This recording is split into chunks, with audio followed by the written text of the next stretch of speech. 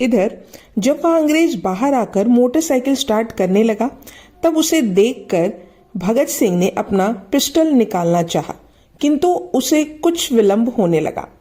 राजगुरु ने भगत सिंह की तरफ से जब देर देखी तो उसने सोचा, अमूल्य समय निकलता जा रहा है, कहीं चिड़िया हाथ से निकल ना जाए। वह आगे बढ़ा और उस अंग्रेज को अपनी गोली का निशाना बना लिया। तब तक भगत सिंह संभल गए। उसने भी 3-4 गोलियां उस अंग्रेज ऑफिसर पर दाग दी।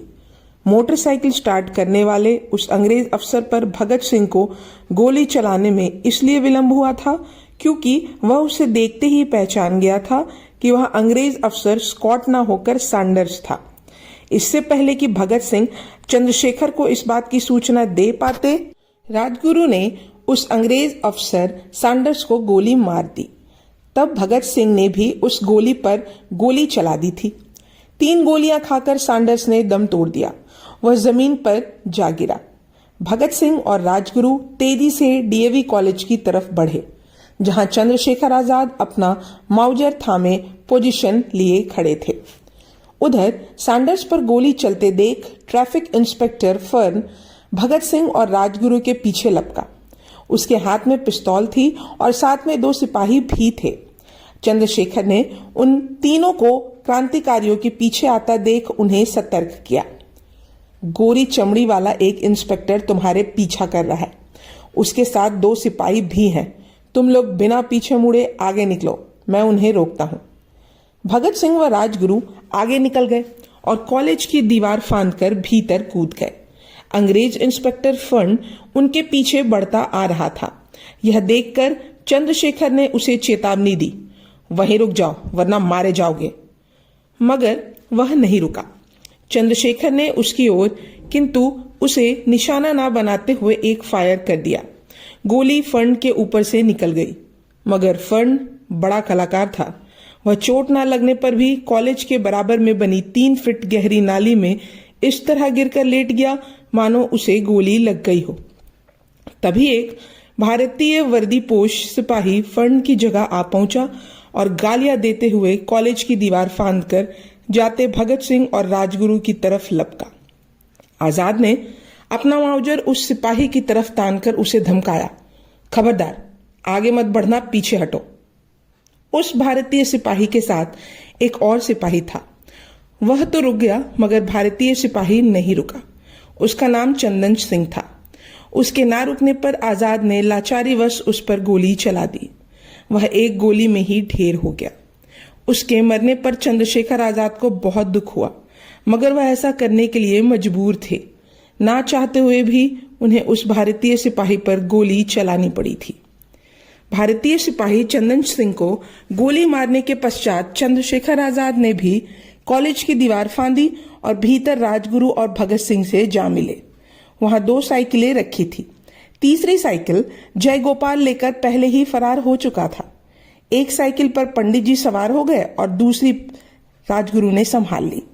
राजगुरु के पीछे कैरियर पर भगत सिंह बैठे थे, लेकिन पुलिस ने उनका पीछा नहीं छोड़ा। वे भी कॉलेज में आ पहुंचे थे। तीनों क्रांतिकारी साइकिल पर भागे, किंतु राजगुरु की गति धीमी थी। एक तो उसे साइकिल चलाने का अभ्यास नहीं था, दूसरे उस साइकिल पर 2 लोग सवार थे। पुलिस उनके करीब आती जा रही थी और शोर मचा रही थी, पकड़ो पकड़ो, चोर है, डाकू है, हत्यारे हैं। मार्ग में एक साइकिल वाले की दुकान आई। वहां भगत सिंह ने एक साइकिल खड़ी देखी। उस दुकान के करीब पहुंचते ही भगत सिंह राजगुरु की साइकिल से कूद गए और खड़ी हुई साइकिल पर सवार होकर चलते बने।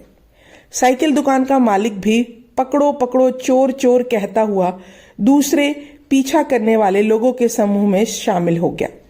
परंतु अब वे नौजवान क्रांतिकारी 3 अलग अलग साइकिलों पर सवार थे।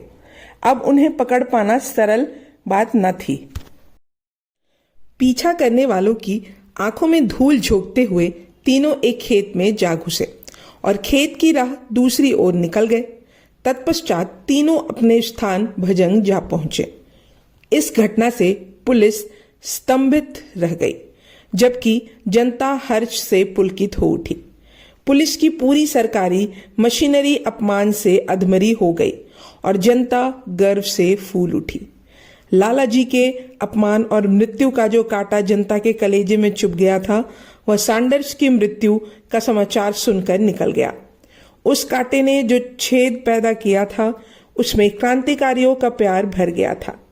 इस प्यार में भरोसे की रोशनी थी, बदले की ताजगी थी, संतोष का सुख था। स्पष्ट बात यह थी कि क्रांतिकारी युवक अब जनता के मन से जुड़ गए थे, वे जनता के हृदय में बस गए थे। क्रांतिकारी दल ने लाला लाजपत राय के अपमान का बदला ब्रिटिश सरकार के एजेंट सैंडर्स से लेकर लोगों के उबलते हुए जोश और क्रोध को काफी हद तक शांति प्रदान की थी और आम जनता को गर्व से सिर उठाने का अवसर दे दिया था। जयगोपाल की चूक के कारण क्रांतिकारी लाला लाजपत राय पर लाठी बरसाने का आदेश देने वाले क्रूर ऑफिसर स्कॉट को वध तो ना कर सके, परंतु लाला जी पर डंडे बरसाने वाले सैंडर्स को अवश्य मार डाला था। सैंडर्स की इस प्रकार क्रांतिकारियों द्वारा दिन दहाड़े हत्या कर देने से ब्रिटिश सरकार सकते में आ गई थी।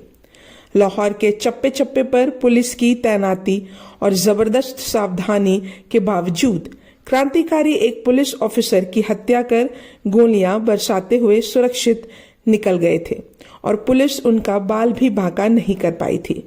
यह बात पुलिस के लिए बेहद शर्मनाक थी। क्रोध में आपे से बाहर हुए स्कॉट ने लाहौर के चारों ओर से नाकाबंदी करवा दी। पुलिस को पूरा विश्वास था कि हत्यारे अभी भी शहर में ही हैं और शहर को चारों ओर से घेर कर बारीकी से तलाशी ली जाए तो क्रांतिकारी अवश्य ही पुलिस के हाथ पड़ने से बच नहीं सकते। ऐसे में चंद्रशेखर आजाद, भगत सिंह और राजगुरु का पुलिस की दृष्टि से बच पाना काफी कठिन था। यदि वे शहर से बाहर ना निकले तो पुलिस की नाकाबंदी में फंस जाने की आशंका थी। यह भाग यही समाप्त होता है। अब हम अगले भाग में जानेंगे दुर्गा भाभी का योगदान। तब तक के लिए धन्यवाद।